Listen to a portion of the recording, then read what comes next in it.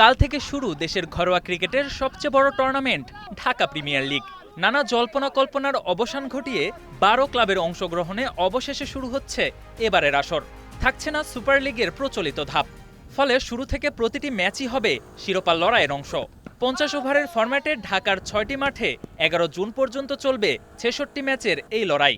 Table topper হবে champion এবং দ্বিতীয় স্থানে থাকা দল রানার আপ। পয়েন্ট টেবিলের তলানির দুই দল নেমে যাবে প্রথম বিভাগে। উদ্বোধনী দিনেই মাঠে নামছে ঐতিহ্যবাহী আবাহনী, তাদের প্রতিপক্ষ ঢাকা লেপার্ডস।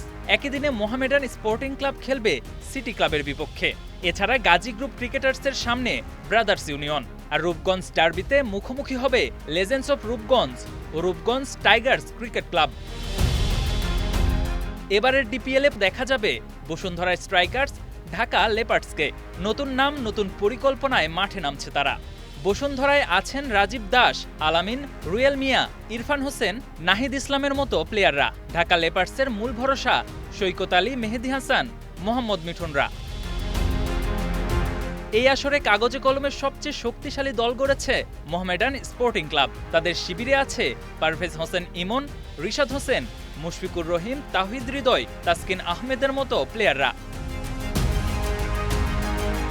তবে পিছিয়ে নেই প্রাইম ব্যাংক ও বর্তমান চ্যাম্পিয়ন আবাহনী। তাদের দলেও আছে বড় বড় নাম। প্রথম 3 রাউন্ডের সব ম্যাচ হবে সকাল 9টায়। প্রতিটি রাউন্ডের পর রাখা হয়েছে রিজার্ভ ডে।